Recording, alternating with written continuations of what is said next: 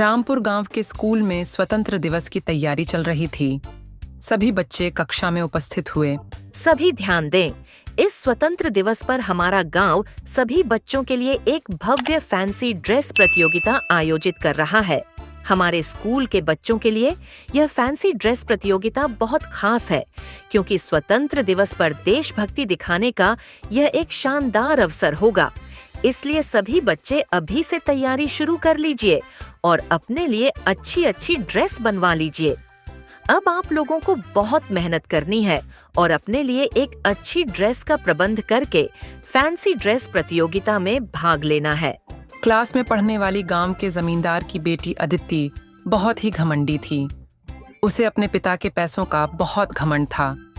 जैसे ही class teacher बाहर गए, अदिति घमंड से बोली, ये फैंसी ड्रेस प्रतियोगिता तो मैं ही जीतूंगी। मैं शहर से अपने लिए बढ़िया ड्रेस मंगवाऊंगी। आज ही पिताजी से जाकर बात करती हूँ। ये प्रतियोगिता मैं ही जीतूंगी, क्योंकि इस पूरी क्लास में सबसे ज्यादा अमीर मैं ही हूँ। इसलिए सबसे महंगी ड्रेस मैं ही पहन सकती हूँ। और महंगी ड्रेस पहनकर तो साधारण सी बात है कि प्रतियोगिता मैं ही जीतूंगी। घमंड से भरी हुई अदिति अपने घर गई और उसने अपने पिता से इस बारे में बात की। पिताजी, आपको पता है स्वतंत्र दिवस पर हमारे स्कूल में फैंसी ड्रेस प्रतियोगिता होने वाली है। आप मुझे शहर से बढ़िया ड्रेस दिलवा दो ताकि इस प्रतियोगिता को मैं जीत जाऊं। मुझे आज ही शहर जाना है। ठीक है बेटा, जैसे तुम्हारी मर्जी। मैं अभी ड्राइवर से कहकर गाड़ी निकलवा देता हूँ। हम शहर चलेंगे। इधर अदिति अपने माता पिता के साथ एक महंगी ड्रेस खरीदने के लिए शहर चली जाती है। उधर उसकी क्लास में पढ़ने वाली एक गरीब घर की बेटी रिंकी भी प्रतियोगिता में भाग लेने के लिए तैयारी कर रही थी। माँ, मैं फैंसी ड्रेस प्रतियोगिता में भाग लेना चाहती हूँ, लेकिन हमारे पास महंगे कपड़ों के लिए पैसे नहीं है। अदिति कह रही थी कि वह बहुत महंगी ड्रेस खरीदेगी। माँ, मैं यह प्रतियोगिता कैसे जीतूंगी? तुम्हें इसके लिए बहुत सुंदर एक ऐसी ड्रेस तैयार करनी होगी जिसे पहनने के बाद तुम्हारे मन में देश के प्रति उत्साह और प्रेम छलके। इसके लिए तो सबसे बेहतर यही रहेगा कि तुम्हारी पोशाक एक तिरंगे की हो। तुम्हारी पोशाक पर तिरंगा बना हो। एक ऐसी पोशाक जिसे देखकर सबके मन में तिरंगे के लिए सम्मान की भावना उत्पन्न हो। कुछ देर सोचने के बाद रिंकी की माँ विद्या बोली, रिंकी, मुझे समझ आ गया कि तुम स्वतंत्र दिवस पर क्या पहनोगी। मैं तुम्हारे लिए बहुत सुंदर सी एक तिरंगे वाली ड्रेस तैयार करूंगी। पर माँ, वो कैसे? मेरे पास तिरंगे के रंग के कुछ कपड़े हैं।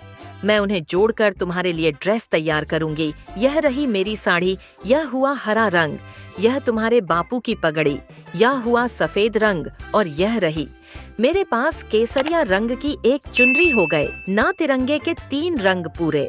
मैं पड़ोस की विमला बहन के घर से सिलाई मशीन ले आती हूँ और बस तुम्हारी तिरंगे वाली ड्रेस रात तक तैयार हो जाएगी।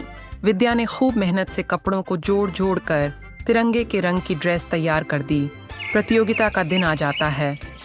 अदिति ने चमकदार बहुत सुंदर सी ड्रेस पहनी हुई थी। सब बच्चे भी अलग अलग वेशभूषा में नजर आ रहे थे। अचानक रिंकी प्रवेश करती है। तिरंगे को दर्शाती उसकी पोशाक बहुत सुंदर लग रही थी।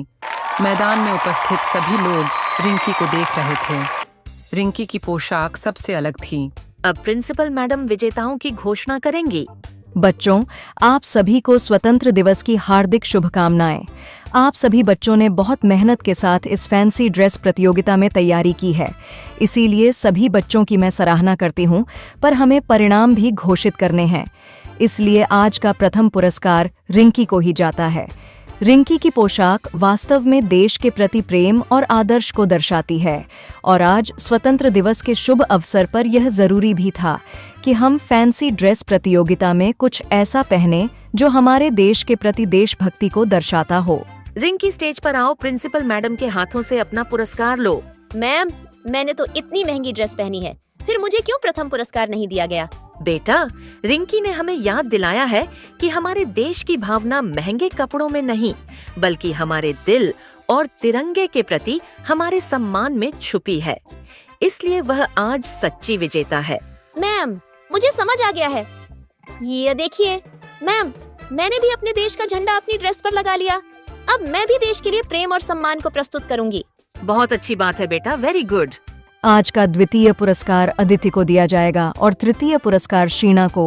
अदिति बहुत खुश होती है और वह रिंकी की भी प्रशंसा करती है। रिंकी खुशी के आंसुओं के साथ गर्व से खड़ी थी। सब उसकी सादगी और देशभक्ति की सराहना कर रहे थे। यह सिर्फ रिंकी की जीत नहीं थी, बल्कि हर उस बच्चे की जीत थी जो तमाम बाधाओं के बावजूद बड़े सपने देखता है। रिंकी और अदिति अपने अपने घर जाती हैं। रिंकी के माँ बापू बहुत खुश थे कि आज उनकी बेटी को प्रथम पुरस्कार मिला था।